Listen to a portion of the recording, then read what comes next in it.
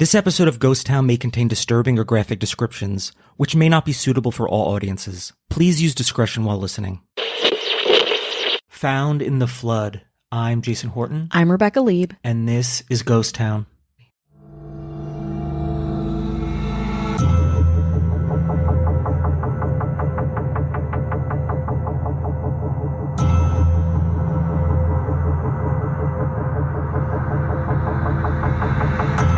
In August of 2005, Hurricane Katrina ravaged the streets of New Orleans, a Category 5 natural disaster that left the city's iconic French Quarter and 10 distinctive parishes in massive ruin. But with these types of tragedies, sometimes truths surface, violent truths, and with it, maybe even some justice. Today we're talking about the disappearance and murder of Polly Pastori, waitress, Odinist, kidnapper. Her case, along with her innermost motivations, all a bit of an enigma, unsolved until the end of Hurricane Katrina. Let's unearth some mysteries today in early aughts New Orleans. Years before Hurricane Katrina strikes, Dana Polly Pastori wanted a fresh start in the Big Easy. Newly divorced and estranged from her two daughters, the native Texan moves from Santa Barbara to New Orleans, diving deep into NOLA's vibrant culture and social scene. She eventually finds love with a kind coworker whom she deeply connects with, a man by the name of John Henry Morgan. In November 2000, the two move into a second-floor apartment at 735 Ursuline Street in the historic French Quarter. Conveniently, both get new jobs right next door to their apartment, at New Orleans' famed Creole and Cajun restaurant, the Quartermaster Deli. The couple is employed, housed, vibrant, and in love, truly a fixture of the French Quarter, creating community and a life that Pastori hopes will make her daughters proud. That is, until March 27, 2002. On March 27th, Pastori's friend Kathy Greer files a missing persons report with the New Orleans Police Department. She hasn't heard from her friend in days, and the last time she did talk to Pastori, she was acting strange, depressed, and distant. Detective Gregory Hamilton is assigned to the case and begins interviewing friends and family who are close to Pastori. Greer reiterates to Hamilton that Pastori seemed depressed and out of sorts. She had abruptly quit her job she loved at the Quartermaster and wasn't happy with her relationship with Morgan. She also tells another friend, Lynn Lyons, that she's going to break up with Morgan, maybe even move back to Dayton, Ohio to connect with her mother, who currently lives there. Polly's boyfriend, John Morgan, is an eccentric, to say the least. His real name is John Robertson, but changes his name to John Morgan because of his love for Captain Morgan rum. He's sad, but resigned when Hamilton questions him about his missing girlfriend. He says he doesn't remember when Pastori left. Like Greer's interview, Morgan echoes her sentiment. His longtime girlfriend has been distant and sullen, that she had told him that she had to, quote, leave for a while. As the missing persons investigation gets underway, Hamilton begins monitoring Pastori's bank accounts, cards, and phone. To the investigator, it seems she has vanished completely. No activity, no calls. Even her filled prescriptions sit at the pharmacy, needing to be picked up. There's also no contact with her two daughters, ex-husband, or anyone in Ohio, including Pastori's parents, Francis Sella and Peter Surrett. Surrett, a retired police chief residing in Greenville, South Carolina, told Hamilton he'd seen stuff like this all the time during his work in law enforcement. He also worried Pastori's ex is responsible for her disappearance. The two had a horrible falling out, so much so that Pastori is not in contact with her own children. Looking deeper into her romantic past, Hamilton found out that Pastori and her ex-husband, Dave Pastori, had a tumultuous history, to say the least. After the two moved to Santa Barbara, they have two children and are seemingly happy. But abruptly, Pastori divorces her husband and the two establish joint custody and move on with their separate lives. A few years later, Pastori accuses Dave Pastori and his new wife, Eileen, of mistreating the children and abducts her daughters from his home. She then travels all over North America with them, Ohio, Mexico, Puerto Rico, Florida, Seattle, before eventually being arrested in December of 1995. The court disproved Pastori's allegation, and, after her whirlwind jaunt with her kidnapped children, she loses all custody of her daughters. After 5 years in New Orleans, Hamilton has to wonder, did Polly Pastori miss her daughters and disappear with them yet again? Or did something happen with Dave Pastori, who might have wanted his ex out of the picture? After talking to Pastori's half-sister, Catherine Surrett Spicer, Hamilton flagged another toxic family dynamic. Spicer says that Pastori's father, Peter Surrett, was abusive towards Pastori growing up. Multiple abuses are hinted at: physical, psychological, emotional. Still, Pastori's friends don't know anything about it. Hamilton's mind then goes to Surrette as a possible suspect or catalyst. Did Pastori's father say something to make her upset? To make her leave or hurt herself? And then Hamilton looks into another reference made by Spicer, Lyons, Greer, and Morgan, the House of Scorpio. The House of Scorpio is a collective of Odinists, mystic followers of the pagan god Odin, who often convene in historic Jackson Square. Morgan looped Pastori into the group, who would hold rites and rituals pertaining to the Germanic deity. Sometimes these evenings would go on for hours and involve smoke, fires, and dancing. Did Pastori do something to upset her religious group and community, exiling herself from the group of close-knit Odinists? If so, Hamilton wonders, was the House of Scorpio capable of violent retaliation? As the week wears on, a co-worker of Pastori and Morgan named Andy Salinas comes to Hamilton with new information. Salinas says Morgan told him two wildly different stories about Pastori's disappearance while working together at the Quartermaster Deli. At first, Morgan says Pastori was in an automobile accident while visiting a friend and was hospitalized. But later he says she's probably with her mother in Ohio. For the next 3 years, the case grows cold, until some shocking truths surface. Literally. We'll get into it after the break. Hey everybody, our friends at LA Meekly have a great new podcast called Candy is Dandy, and it is about one of my favorite subjects, candy. Each episode they pick a different candy, give its history, and then taste and review it on air. They did an episode on Snickers and found out it was named after a horse. Did you know that? I didn't. They discovered the connection Butterfingers have to the atomic bomb. If you love candy like I do, you're going to love this show. You can find Candy is Dandy, the Candy Review Podcast, anywhere podcasts are found. Hi, hello, how are you?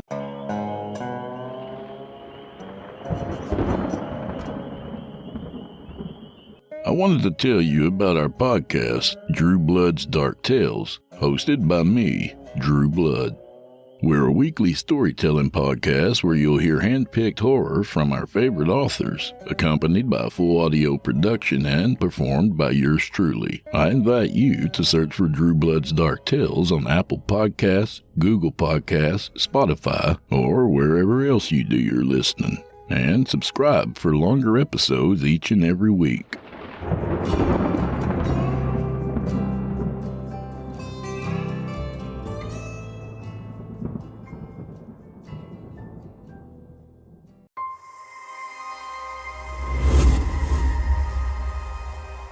I'm Otis Gyrie, and where I'm from, we don't do nice bedtime stories. If that's what you were expecting, you're in the wrong place. However, if it's terrifying tales you're after, well then, I've got just the thing for you. Here on Scary Stories Told in the Dark, we bring you immersive original tales about malicious monsters, deadly deals with demons, and the gruesomely grotesque. With short stories from published horror authors to accomplished indie creepypasta authors, which are brought to life through our eerily haunting sound design and narration from yours truly, you're guaranteed to hear the tales that make your skin crawl and your palms sweat.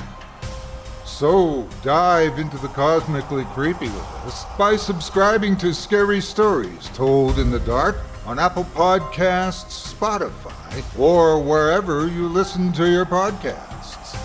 Get comfortable, settle in, turn off the lights, if you dare. Your night is about to get a whole lot darker.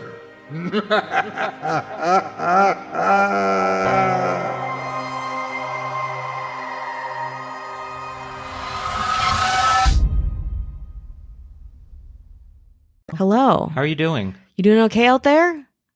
Are you all still in the spooky season? I know. You keeping that going? I know. Do you have a Chateau Marmont hangover like I do? No? No? Oh. Why would you? You Chateau Marmont sensibly?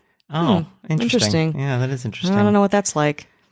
Well, we want to say hello to anyone who's listening. Hello. Supporting us, spreading the good word of Ghost Town. Thank you, thank you, thank you. We've gotten such love the past couple weeks. Got a lot of great feedback on the episodes. Yeah. Very exciting. We'll have some more video coming out. Oh, Putting that hell together yeah. now takes time, but we will be doing that. I know. You can see my Urban Outfitters shirts and Urban Outfitters pants and Urban Outfitters shoes. Or more importantly, you could see the seances in the hotel. Yes, those are more important. That's true. Are you being secretly sponsored by Urban No, Outfitters? unfortunately. Oh. I wish I should be. I should really reach out because the level is... They're like cease and desist on the Urban Outfitters. They're like, place. actually, could you stop wearing our clothes? You're old. It's enough. Well, you know what we love to do? What do we love to do? We love it. And they can't shut us down because we love them too much as our government, our ghost town government. They might be like, hey, stop talking. Like, we don't need this. It's Yeah. November. Yeah, and it's like, mm-mm. No.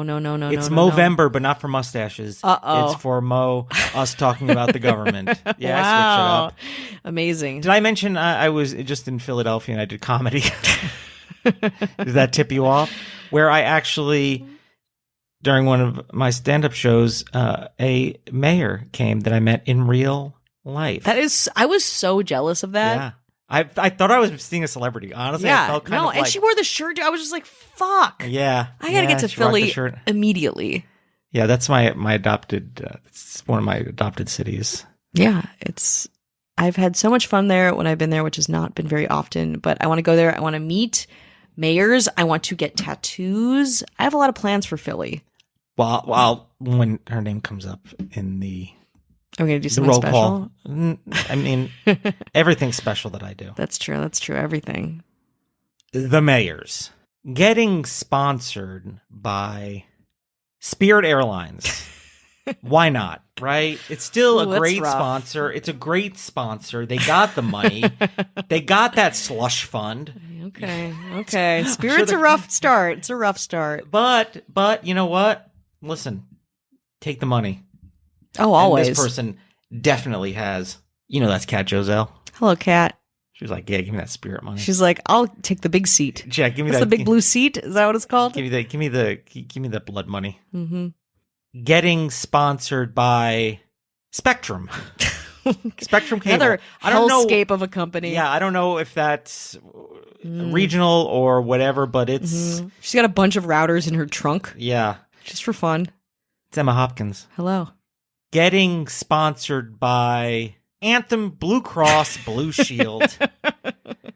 You know, There we go. we love the insurance. There we go. Your companies. deductible is slightly less than most people, but it's still there.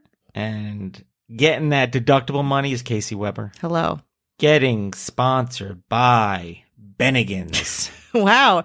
Now we're getting a little local.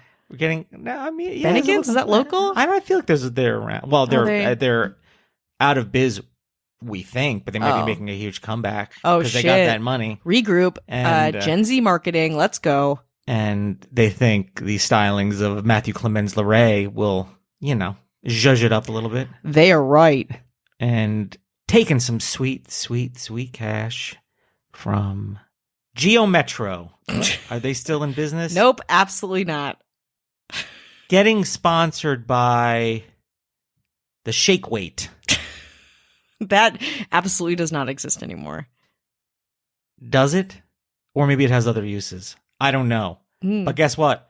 Ashley Madden's like, I'll take the money. She What do will. I care? Good on you, girl. I don't care what sweatshop No. productivity. I don't care who's never used this before except in a comedy sketch. Yeah, that's pretty much what it's just a Yeah. punchline, right? Yeah, the revenue just comes from people sketch doing comedians. it. Yeah. Yeah. I remember when I had one, I was like, I gotta take a picture with this, me shaking it. Look how weird, look how zany yeah, I look, am. it's like Speaking of comedy, I was in Philadelphia and I met Kelly Meehan in person. there she is. And she was sponsored by comedy itself. Ooh, shit. Taking that was very cool to meet. I'm Met so her jealous. husband. I tried to be like the cool guy because they already ordered some drinks and stuff like that. Mm-hmm. And I told people there, I was like, hey, everything they have, please put it on my card. And the guy was like, I don't know how to switch it. And I was like, but did you charge? But also I'm like trying to prepare to do like stand up Oh my at God. this restaurant, which was a great, it was a great place and it was a good show, but I just tried to be the cool guy and he didn't know he was Yeah. giving back the card. And I was like, I tried to be, How cool would that have been if Ghost Town could sponsor their drinks and Yeah. food? Ugh. That's come on out. We want to, like, we're so flattered. Yeah. Like, you have no idea. And if you live somewhere and you're like, hey, I can get you guys to do like on 5 stand-up shows. Yeah. We'll fly out there and do it. Yeah, you think we have a lot going on? No. We don't. No, we will definitely, as long as we can go out there and do stuff, we'll go out there and do it. We don't care about money. We'll pay for ourselves. We don't care. We just need like the insight to do it. Happy to travel and do it in anywhere, but the US seems like the most logical. I mean, or like, if you got something in Canada or Mexico. And getting sponsored by, I don't know, a little company called Planet Earth. She's not on Earth that much. She's literally always in a plane. I just want to know, there's always a thing of champagne. Yeah. A private jet or like first class, and then standing next to a cool statue. Yeah, and she always looks fucking amazing. Like, put together, like, ready to fucking rock and roll. A power player through and through. It's like she's in all those, like, Mission Impossible movies. Like, there's, like, that big party. Yeah. It's just at all of them. Yeah. Do you ever drink out of stuff that isn't, like, crystal, like, beautiful glassware? Yeah. Have you ever just drank from like a mug? Like a tiny water bottle? Yeah. That's like, I should really throw this out. It's been in the car. It's like a tiny, it's carcinogenic at this point. Yeah. No? Oh. All right. Well, that would be our governor, Avian Noble. Maybe you want to listen to episodes early, ad-free, no chit-chat. Bonuses, got a bonus coming up. Almost posted it, but it was not the right file. It's not ready. It sounded very weird. It'd be Rebecca talking. It'd be me asking questions into nothing. Nothing, yeah. That would be very beneficial for you. But it will be coming out soon, and we'll have some video on there, especially from stuff from the seance, which is a very visual thing. Hell yeah. Head on over to patreon.com/ghosttownpod. You want to get back into it? Let's get back to New Orleans, where for the next 3 years, 2002, 2003, 2004, 2005, Polly Pastori is missing. But her ex-boyfriend at this point, John Morgan's, stories about her get more and more grandiose. Morgan tells friends he thinks her dad got her a job as a dispatcher with the South Carolina Police Department, or that she's become a writer in Prague. Morgan's theories, again, which are becoming more and more ostentatious, overblown, are obviously suspicious, or at the very least strange.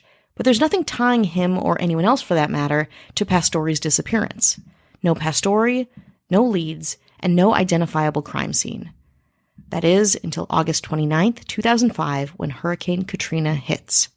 While harrowing, Katrina's damaging floods are what eventually provides the crucial break and the closure that Polly Pastori's case needs. On October 21st, 2005, Maria Barranco, the landlord of 939 Elysian Fields Avenue, calls the New Orleans Police Department in a panic. While cleaning out debris in a basement storage room destroyed by Hurricane Katrina, Barranco finds a small gray and tan plywood trunk. Opening the trunk, she sees what appears to be a Halloween decoration. Looking more closely, the shock sets in. It isn't a decoration at all. It is a contorted, mummified body with a curling iron and an electrical cord tangled around its neck. The body is nested inside a dirty South Carolina Police Department t-shirt. Unfortunately, the discovery of bodies after Hurricane Katrina is a common occurrence. In the wake of the hurricane, lots of the buried and hidden are eventually excavated. Did the body get trapped in the hurricane? How long has it been down there?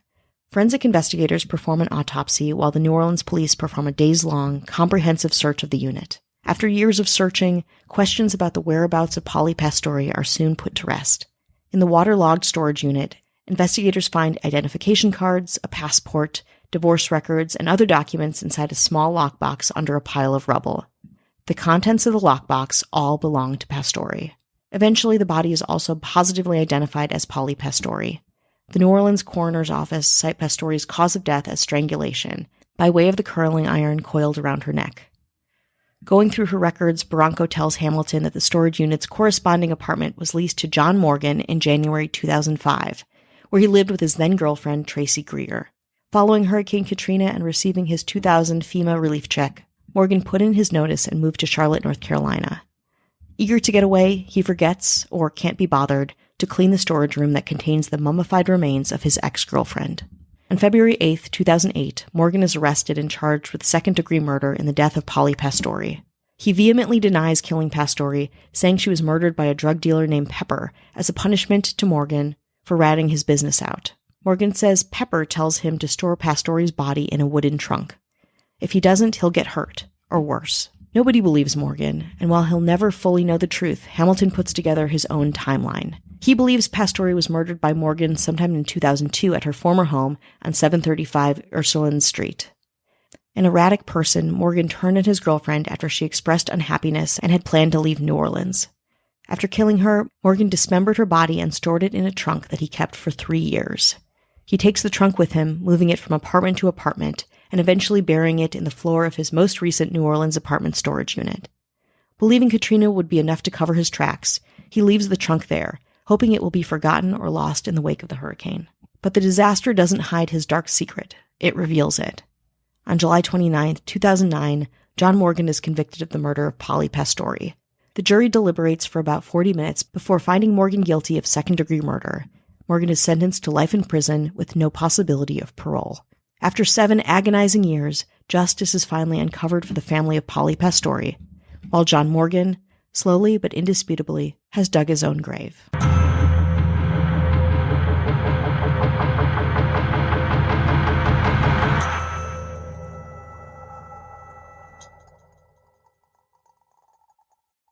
Lucky Land Casino, asking people, what's the weirdest place you've gotten lucky? Lucky? In line at the deli, I guess? Aha, in my dentist's office.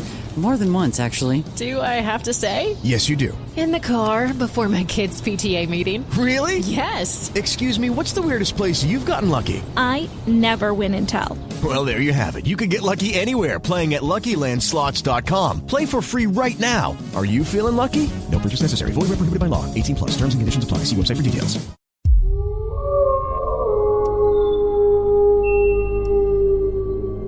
Listen closely.